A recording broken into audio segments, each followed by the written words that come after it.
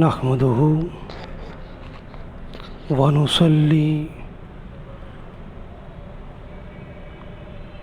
ونسلم على رسوله النبي الكريم أما بعد فأعوذ بالله من الشيطان الرجيم بسم الله الرحمن الرحيم ولا يزالون مختلفين إلا من رحم ربك ولذلك خلقهم صدق اللہ العلی العظیم وصدق رسولہ النبی الکریم۔ معزز حاضرین و ناظرین گرامی قدر،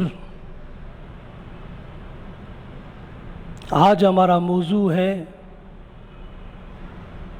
اختلاف رائے زحمت نہیں باعث رحمت ہے۔ اسوہ رسول اور اسوہ صحابہ کی روشنی اللہ رب العزت نے سورہ ہود کی آیت نمبر 118-119 میں ارشاد فرمایا وَلَا يَزَالُونَ مختلفین، فرمایا کہ یہ لوگ ہمیشہ اختلاف کرتے رہیں گے سوائے اس شخص کے جس پر آپ کا رب رحم فرمائے، اور اسی لیے اس نے انہیں پیدا فرمایا ہے۔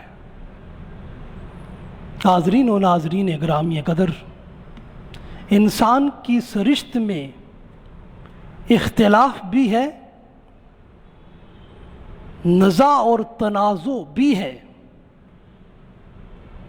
تضاد و تصادم بھی ہے، حتیٰ کہ اس کی سرشت میں انکار و کفر بھی ہے، اور اس کے برعکس اس کی سرشت میں، اس کی فطرت میں اتفاق بھی ہے اور تسلیم و رضا بھی ہے، اتحاد و یکجہتی بھی ہے، سراپا اقرار و ایمان بھی ہے۔ یہ چیزیں انسان میں ابدیت کی ابتلا اور آزمائش کے لیے ودیت کی گئی ہیں، اور یہی حقیقتیں انسانی زندگی میں ایک انسان کا امتحان بنتی۔ اگر ایمان کی نعمت انسان کو نصیب ہو جائے تو یہ اس کی کامیابی ہے، اور اگر کفر و شرک کی وادی میں یہ انسان چلا جائے تو یہ اس کی ناکامی ہے۔ انسان کفر کر کے اللہ کی ذات سے بھی اختلاف کرتا رہا ہے، اور اسی طرح سابقہ نے اپنے انبیاء علیہ السلام کی دعوت کا انکار کر کے ان کے خلاف کیا ہے، اور تمام انسانوں میں شکل و صورت کا اختلاف ان کے فکر و عمل کے اختلاف کو واضح اور مسلم کرتا ہے۔ اسلام نے اختلاف برائے تخلیق، اختلاف برائے تعمیر کو پسند کیا ہے، اور اختلاف برائے تخریب، اختلاف برائے فساد اور فتنے سے منع کیا ہے۔ تخلیقی اور تعمیری رائے یہ اللہ رب العزت کی بارگاہ سے انسان کے لیے رحمت ہے۔ تعمیری اور تخلیقی اختلاف اللہ کے فضل و کرم کا سبب بنتا ہے،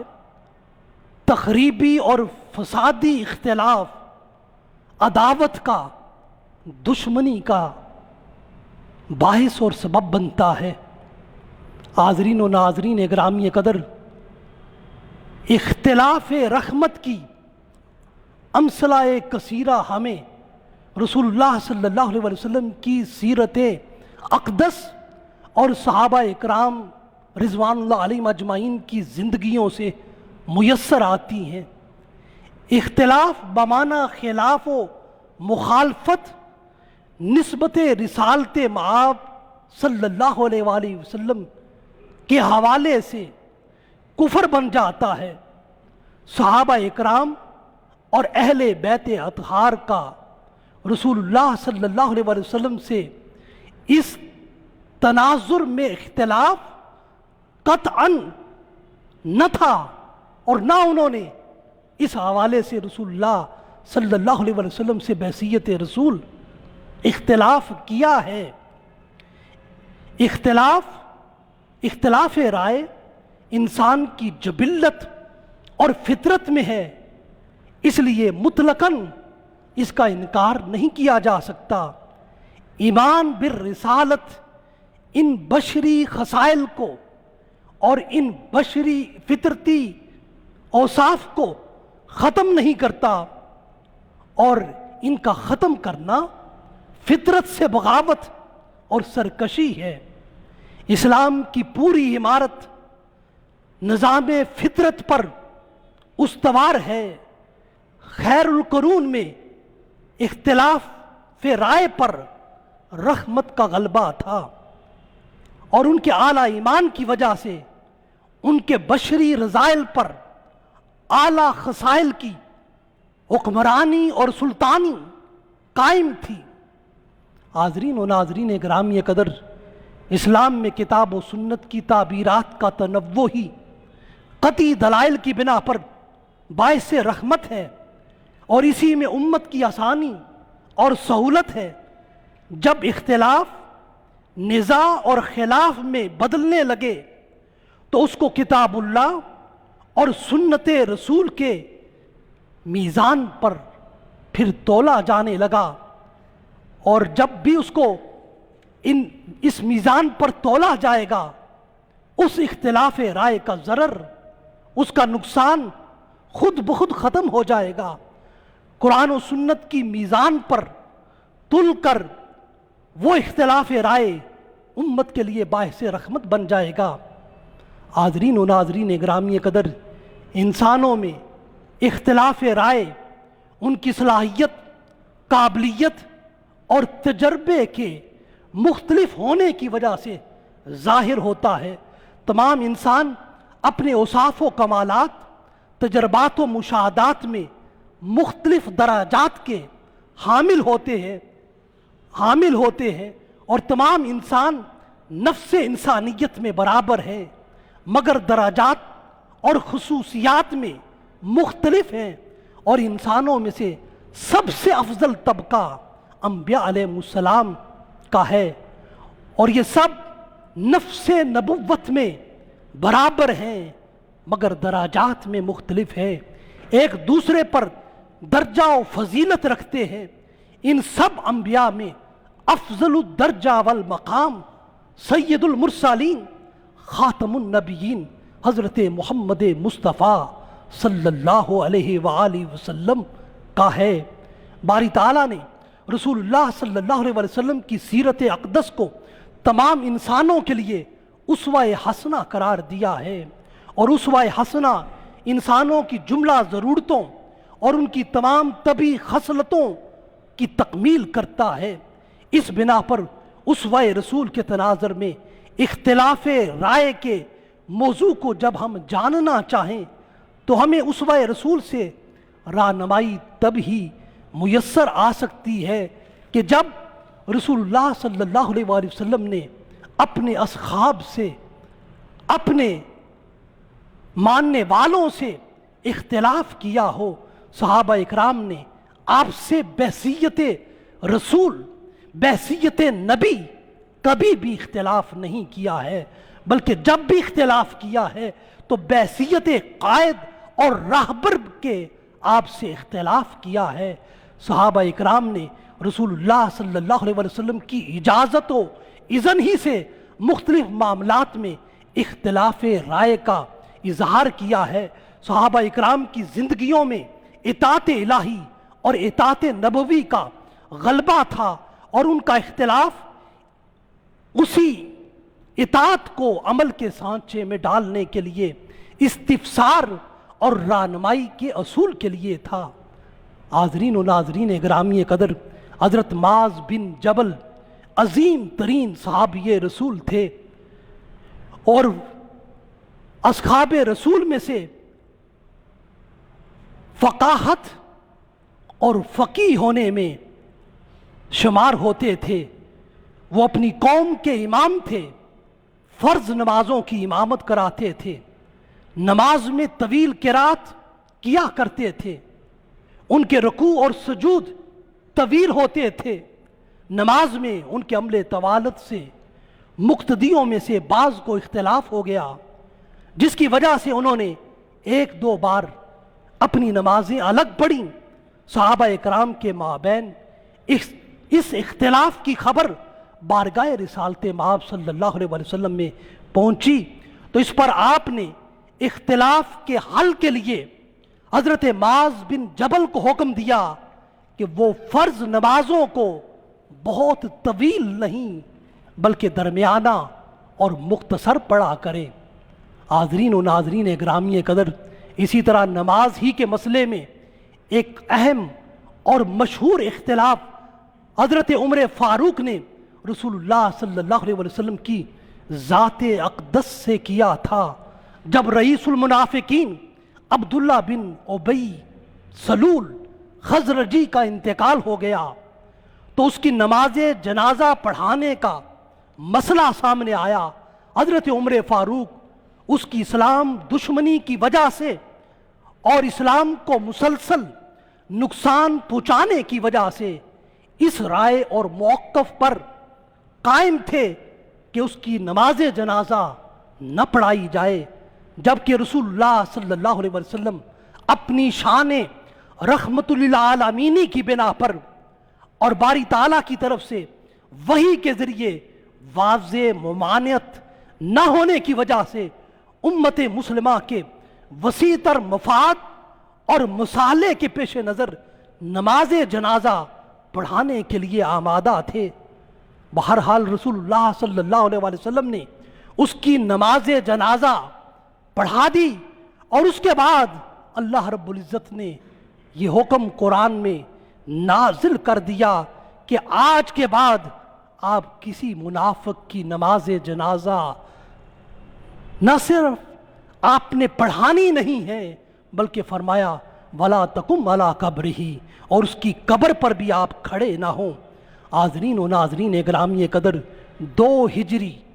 624 عیسوی میں غزوہ بدر کا مسئلہ درپیش ہوا۔ اب سوال یہ تھا کہ دشمن سے مقابلہ کیا جائے یا نہ کیا جائے، اور اس مسئلے میں صحابہ اکرام کی آراء 2 موقف میں تقسیم ہو گئی تھی کہ مقابلہ کیا جائے تو کیسے کیا جائے۔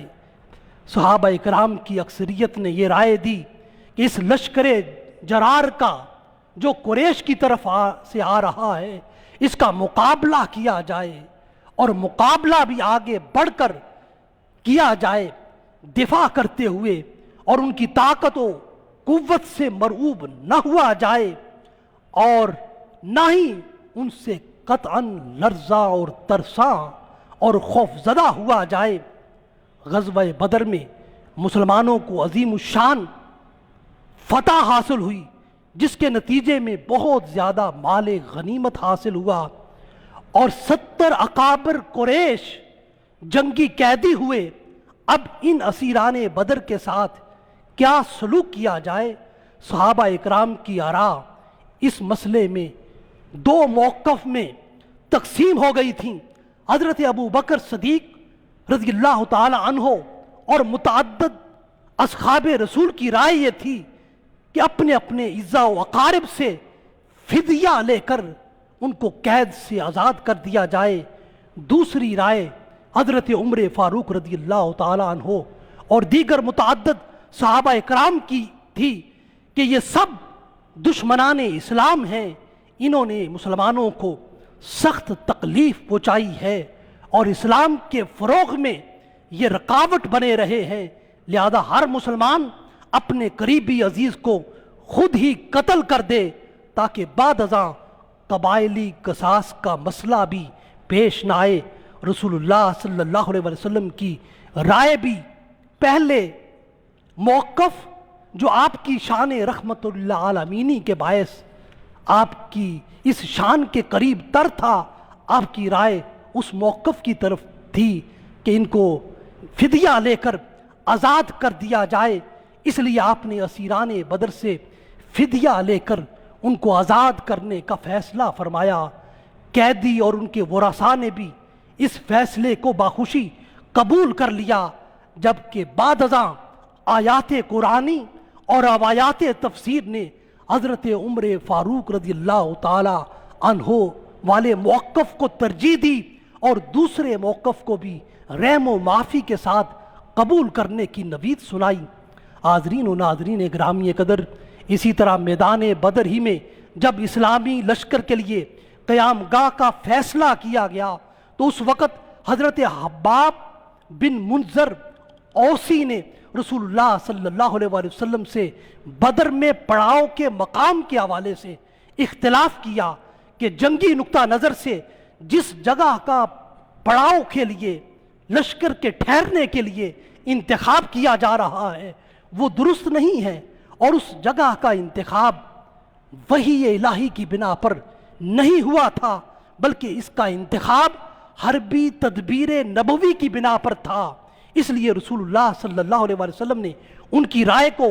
قبول کر لیا اور حضرت حباب بن منذر کی انتخاب والی جگہ ہی کو آپ نے پسند کیا اور اپنی رائے کو واپس لے کر ان کی رائے پر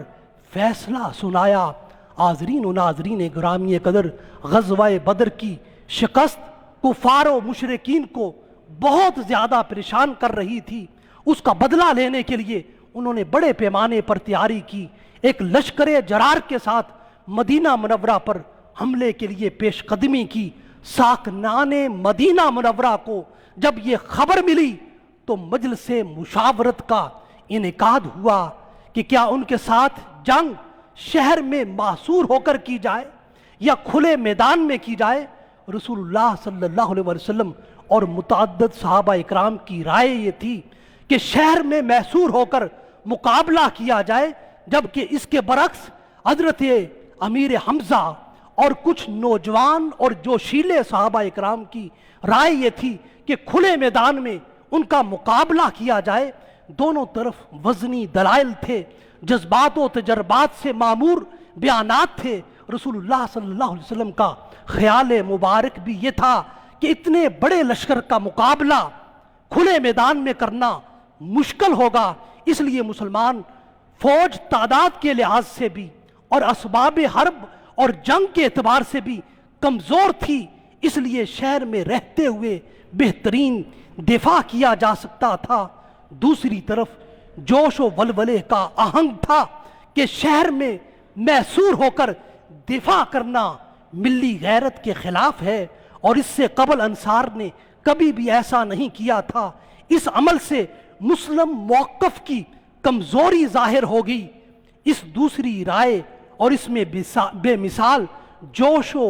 شوق جہاد کے سامنے رسول اللہ صلی اللہ علیہ وسلم نے تدبیر و فراست کی سپر ڈال دی اور بنفس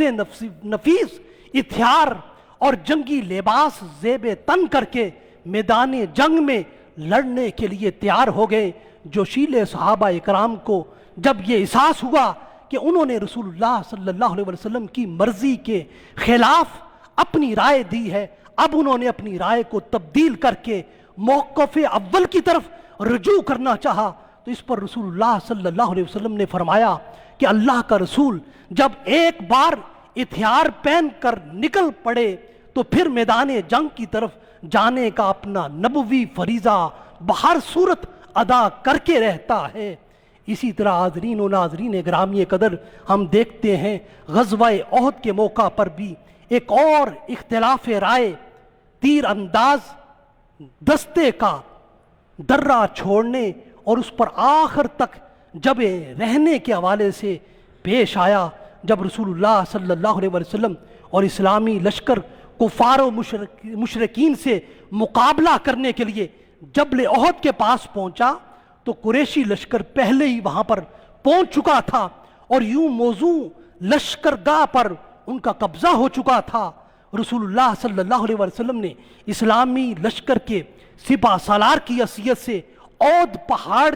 کو اپنی پشت میں رکھتے ہوئے اپنی صفیں آراستہ کیں اور ایک عقبی درے پر 50 تیر انداز صحابہ کا دستہ متعین کر دیا اور ان کو سخت ہدایات دی گئیں کہ فتح ہو یا شکست تم نے کسی حال میں بھی اس درے کو نہیں چھوڑنا تاکہ رسول اللہ صلی اللہ علیہ وسلم کی طرف سے تمہیں دوسرا حکم میسر آ جائے۔ تیر انداز دستے نے اپنی ذمہ داری ادا کرنا شروع کی۔ ادھر میدان جنگ میں اول حملے میں اس دستے نے مسلمانوں کی فتح دیکھی اور بعض مجاہدین کو مال غنیمت حاصل کرتے ہوئے دیکھا تو اب ان میں اختلاف رائے ظاہر ہو گیا، آیا کہ درہ چھوڑ دیں یا اس پر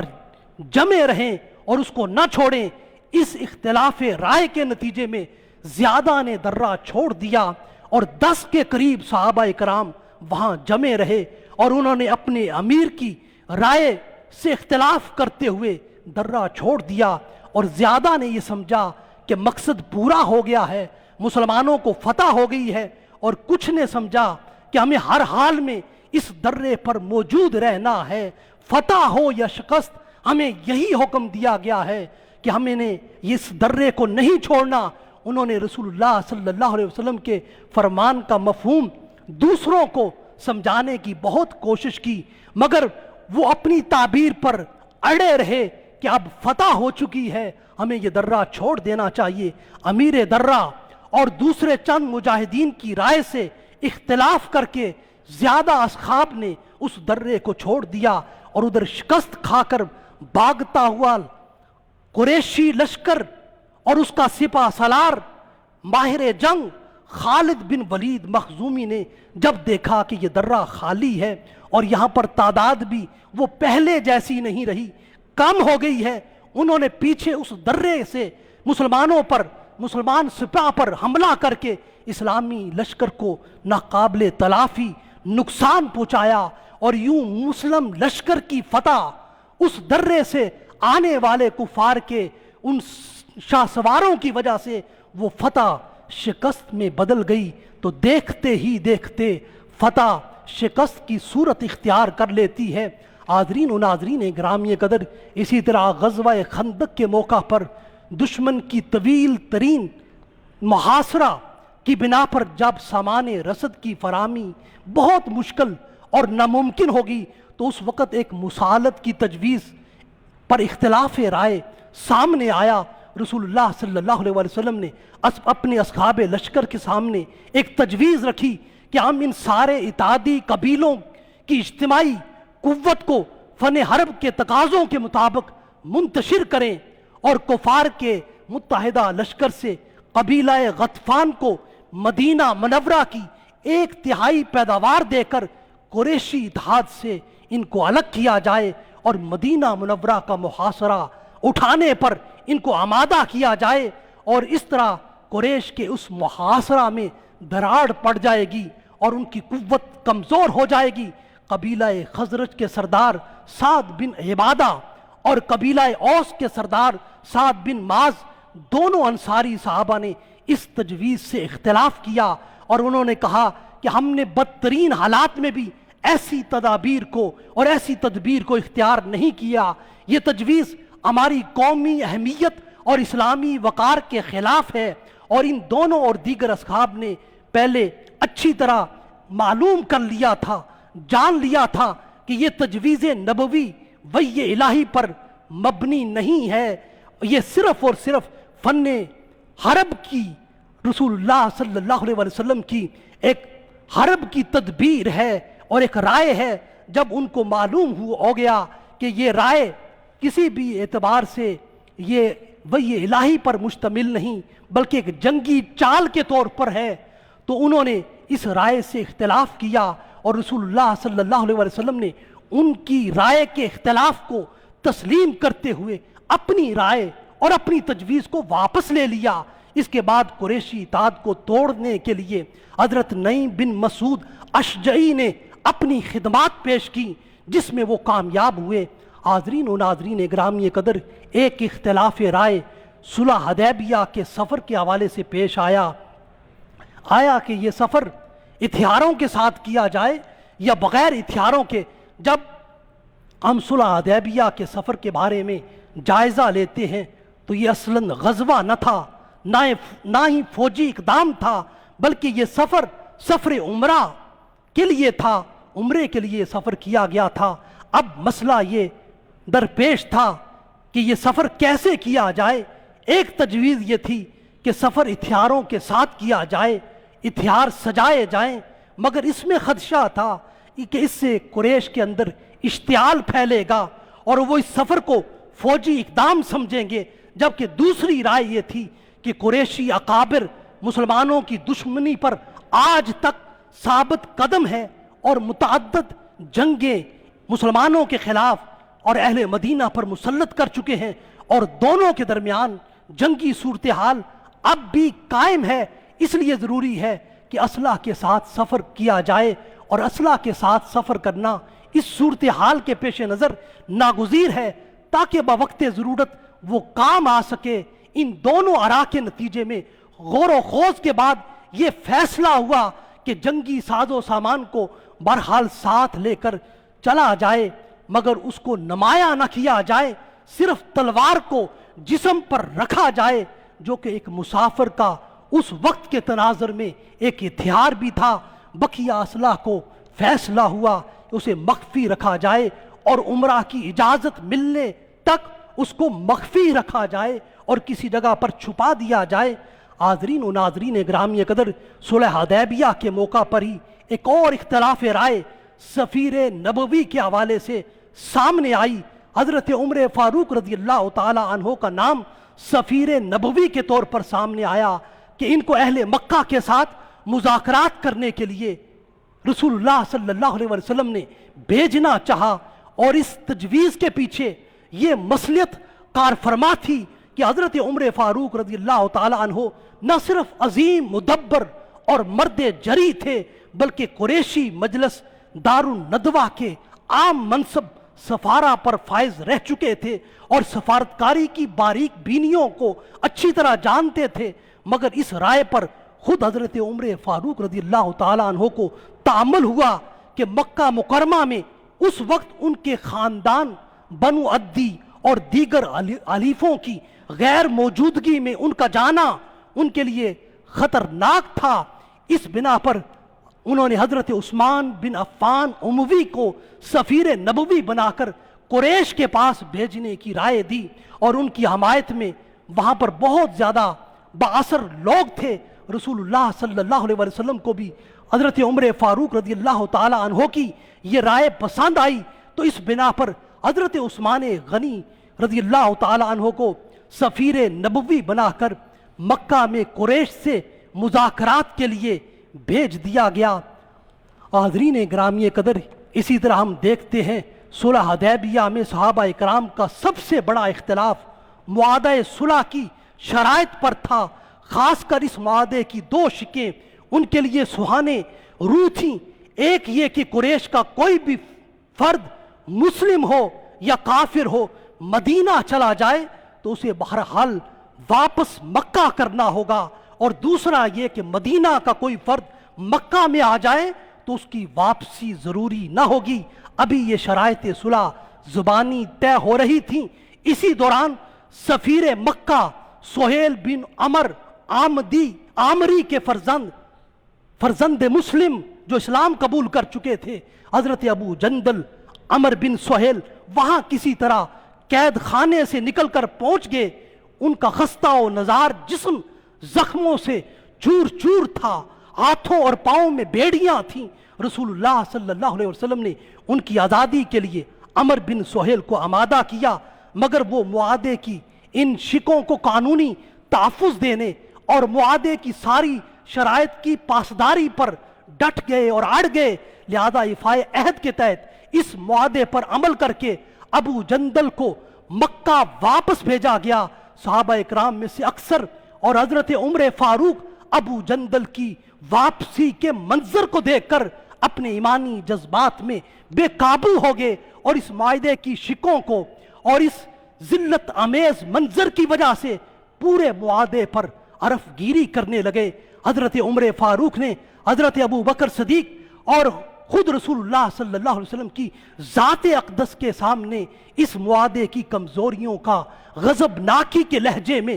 ذکر کیا اور عرض کیا، یا رسول اللہ، کیا ہم مسلمان حق پر نہیں ہیں؟ اور کیا آپ رسول برحق اور رسول صادق نہیں ہیں؟ پھر ہم باطل کو تسلیم کیوں کریں؟ رسول اللہ صلی اللہ علیہ وسلم نے ان کے ہر سوال کا جواب دیا، بالآخر معاہدہ لکھنے کا حکم صادر فرمایا۔ ناظرین گرامی قدر، اسی طرح ہم رسول اللہ صلی اللہ علیہ وسلم کی حیات اقدس میں اختلاف رائے کے مختلف مظاہر کو دیکھتے ہیں۔ غزوہ حنین 8 ہجری 630 عیسوی میں کثیر اموال غنیمت تقسیم کیے گئے، ان میں سے بطور خاص مال خمس کے عطا کیے جانے پر بڑے اختلافات رونما ہوئے۔ رسول اللہ صلی اللہ علیہ وسلم نے قرآنی مصرف مؤلفۃ القلوب تالیف قلب کے لیے قریش کے اکابر اور شیوخ کو اسلام پر مستحکم کرنے کے لیے اور ان کی تالیف قلب کے لیے بڑے بڑے عطایا سے ان کو نوازا۔ ان عطایا کو دیکھ کر بہت سے افراد اور طبقات کے ذہنوں میں اختلافات اور بدگمانی نے جنم لے لیا۔ ان میں پیش انصار کے نوجوان اور سپہ سالار شامل تھے، جبکہ انصار کے شیوخ اور اکابر قانے اور صابر اور مطمئن تھے۔ نوجوان انصار کے دلوں میں وسوسہ اور زبانوں پر شکوہ آ گیا کہ رسول اللہ صلی اللہ علیہ وسلم کو جب اس کی خبر ہوئی تو آپ صلی اللہ علیہ وسلم نے سب انصار کو ایک جگہ پر جمع کیا اور اپنے اموال کی تقسیم کی پالیسی کو واضح کیا، اور آخر پر اموال دنیاوی اور اپنی ذات نبوی کا موازنہ کرتے ہوئے انصار سے فرمایا، اے گروہ انصار، کیا تم اس تقسیم پر راضی نہیں ہو کہ یہ سارے لوگ یہاں سے بھیڑ، بکریاں، اونٹ، مویشی اور دیگر ساز و سامان یہاں سے لے جائیں اور کل مال غنیمت لے جائیں، اور تم ان چیزوں کے برعکس اللہ کے رسول کو اپنے ساتھ مدینہ میں لے جاؤ۔ یہ فرمان سنتے ہی انصار کے ہر فرد کی آنکھیں اشک بار ہو گئیں اور بہتے ہوئے آنسوؤں سے ان کی داڑیاں تر ہو گئیں، اور وہ سارے کے سارے روتے ہوئے یہ کہتے جاتے تھے، اللہ کی قسم، واللہ ہم اس تقسیم پر راضی ہیں، ہم اس تقسیم پر راضی ہیں کہ ہم اپنے ساتھ اللہ کے رسول کو لے کر جائیں۔ حاضرین و ناظرین گرامی قدر، خلاصہ کلام کی طرف بڑھتے ہوئے عرض کروں گا کہ اختلاف رائے کیوں کر پیدا ہوتا ہے؟ اس کی وجہ بشری تقاضے بھی ہیں۔ ہر انسان دوسرے انسان سے مختلف سوچ اور فکر بھی رکھتا ہے، اور اس مختلف سوچ و فکر کا اظہار بھی اختلاف رائے سے کرتا ہے۔ اسی طرح تمام انسانوں کی تعلیم و تربیت بھی ایک جیسی نہیں ہوتی، اور اس میں بھی فرق و کمی کی وجہ سے بھی اختلاف رائے ہوتا ہے۔ اسی طرح سب انسانوں میں تہذیب نفس بھی مختلف درجے کی ہوتی ہے، اس میں خامی اور پختگی کی وجہ سے اختلاف رائے کا پیدا ہونا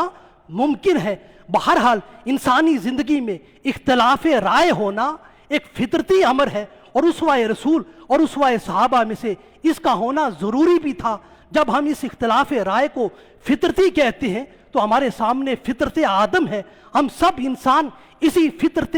آدم کے حامل ہیں، جس میں خطا بھی ہے، نسیان بھی ہے، جس میں خیر بھی ہے، شر بھی ہے۔ جب ہم اختلاف رائے کو ضروری کہتے ہیں تو اس اعتبار سے کہ لقد کان لکم فی رسول اللہ اسوۃ حسنہ کے مطابق حیات رسول کو تمام انسانوں کے لیے ہر پہلو سے ایک اسوہ بننا تھا۔ دین و شریعت کی بنیادیں آپ کی اسوہ حسنہ پر تیار ہونی تھی، اسلامی معاشرت کی اساس آپ کی سیرت پر قائم ہونی تھی، اور سارے نظام اسلامی نے آپ کی سیرت سے رہنمائی اور روشنی لینی تھی۔ انسانی زندگی کے اختلافات و تضادات کو آپ نے اپنے اسوہ حسنہ کی روشنی میں ختم کرنا تھا، اور انسانی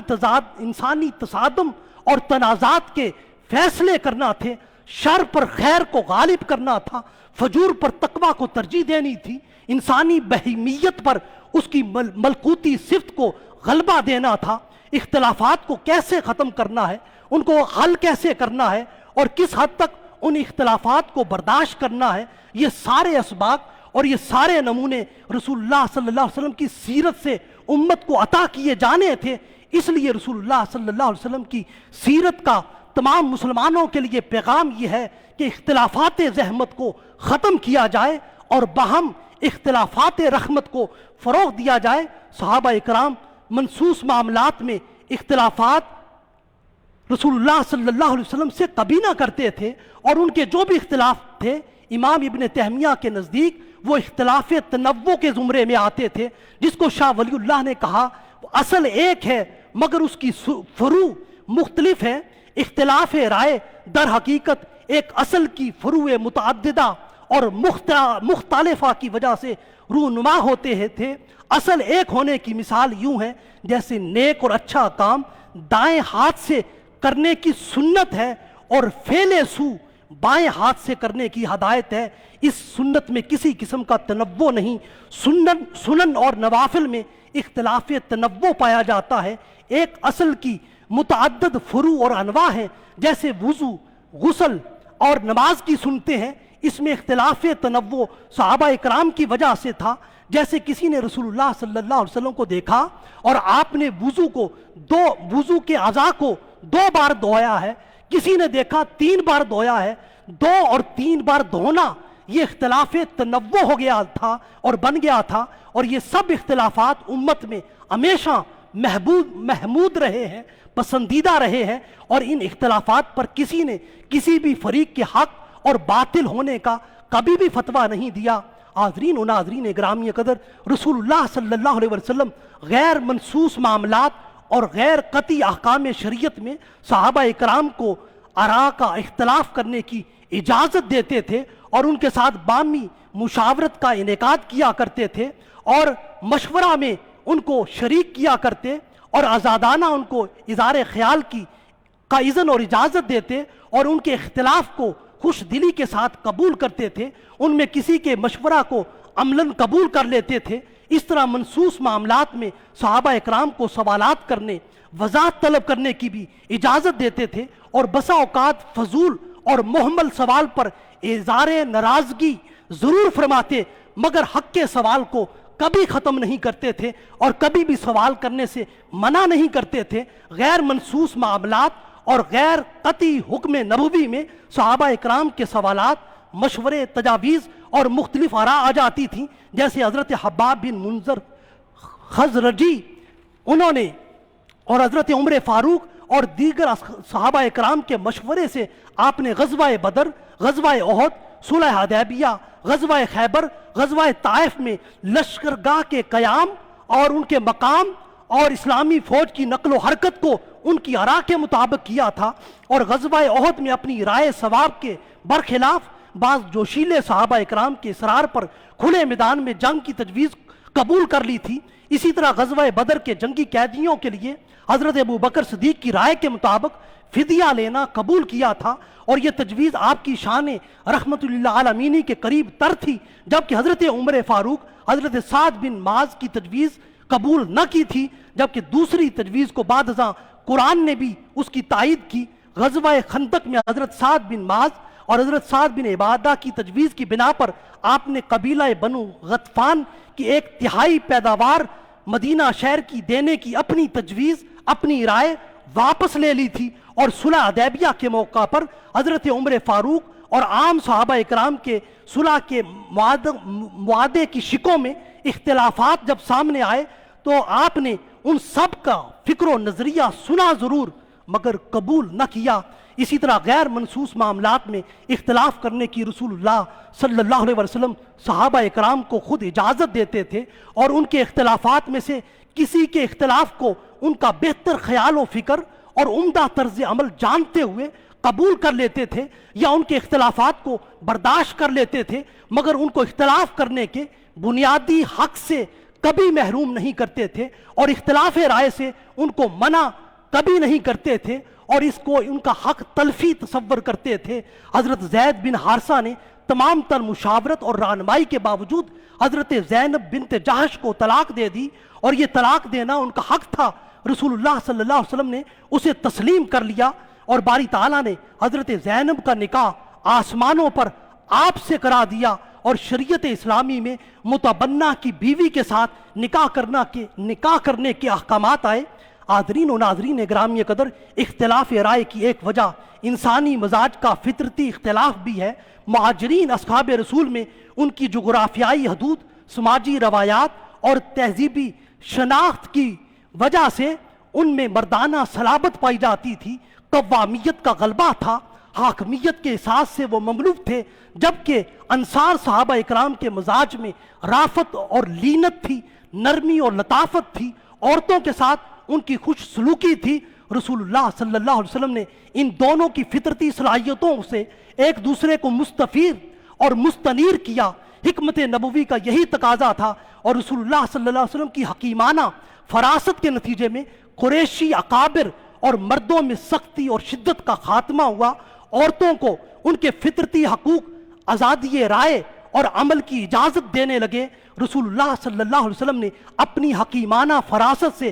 ان دونوں کو متحد اور باہم محبت کرنے والی امت بنا کر انسانوں پر ایک عظیم احسان کیا ہے، اور امت کو ایک عظیم تحفہ عطا کیا ہے۔ اس امت کو 3 خوبیوں سے مزین کیا ہے۔ اس کو متفقہ اور محبوب سربراہ اپنی ذات کی صورت میں عطا کیا ہے، ان کی خوب تہذیب نفس کی ہے، اور ان سب کو اطاعت خداوندی اور اطاعت رسول کا خوگر بنایا ہے، عادی بنایا ہے۔ اس اطاعت نے ان کے ہر اختلاف کو اس میزان اطاعت پر تول کر منضبط اور معمول کر دیا تھا۔ حاضرین و ناظرین گرامی قدر، انسان اس جہاں کا اعلیٰ ترین اور اشرف الخلق فرد ہے۔ انسان میں سارا جہاں ہے، اور اس جہاں کی تخلیقی شان کا اظہار اس انسان سے اس کے خوبصورت خیالات کی صورت میں اور عرفہ تصورات کی صورت میں ہوتا ہے، اور اس جہاں کی سب سے بڑی خوبی زیب اختلاف سے ہے۔ اس جہاں میں بسنے والے انسان کا بھی سب سے بڑا کمال دل نشیں اور دلکش انداز میں اظہار اختلاف ہے، اور یہ اختلاف ہی جہاں کی تخلیقی قوتوں میں اضافے کا باعث بنتا ہے۔ اور اس جہاں میں اختلاف کے مناظر اور مظاہر ہم قدم قدم پر دیکھتے ہیں۔ اقبال اس حقیقت کو بیان کرتا ہے کہ پروانہ بھی ایک پتنگا ہے، جگنو بھی ایک پتنگا ہے۔ پروانہ روشنی کا طالب ہے اور جگنو سراپا روشنی ہے۔ پروانے کو باری تعالیٰ نے تپش دی ہے، جگنو کو روشنی دی ہے۔ چمنستان میں بے زبان پھولوں کو رنگین زبان دی ہے۔ گل کی زبان خاموشی اور زبان سکوت ہے۔ نظارہ شفق غروب شمس کے بعد ہی دیکھنے کو ملتا ہے۔ سحر کو اس نے ٹھنڈا، رنگین اور دلکش بنایا ہے۔ شجر کو اس نے سایہ عطا کیا ہے۔ ہوا کو اس نے پرواز دی ہے۔ پانی کو اس نے روانی دی ہے۔ انسان کو سخن کی قوت دی ہے۔ غنچے کو چٹکنے کی طاقت دی ہے۔ آسماں کو چاندنی کی خوبصورتی عطا کی ہے۔ بلبل کو نغمے میں لگایا ہے، اور پھول کو قدرتی چہک میں بسایا ہے۔ یہ سارا کچھ اس جہاں میں مظاہر اختلاف ہی تو ہے، اور سارے جہاں کا یہ کل اختلاف ایک ذات لم یزل کے لیے اتفاق وعدت لم یلد ولم یولد کی شرط کے ساتھ اللہ احد کے ایمان افروز جلووں میں ڈلتا ہے۔ اب وہ رب اپنے بندوں کو کہتا ہے افلا ینظرون، اس کائنات اور اس جہاں کو دیکھتے کیوں نہیں ہو؟ یہ سارا جہاں انسان کے مقابلے میں جہان اصغر ہے، اور خود انسان اس جہاں میں جہان اکبر ہے۔ اور یہ سارا جہاں اور یہ سارے انسان، یہ دونوں اللہ کی نعمتوں کے اختلاف سے بھرے پڑے ہیں۔ یہ سارا جہاں، یہ سارے انسان اللہ کی نعمتوں کے اختلاف سے بھرے پڑے ہیں۔ بقول ذوق اس چمنستان اور اس جہاں کی ایک ایک چیز ہمیں یہ درس حیات دیتی ہے۔ گلہائے رنگ رنگ سے ہے زینت چمن کی، گلہائے رنگ رنگ سے ہے زینت چمن کی۔ ہے ذوق اس جہاں کو ہے زیب اختلاف سے، اس جہاں کو ہے زیب اختلاف سے۔ وآخر دعوانا ان الحمدللہ۔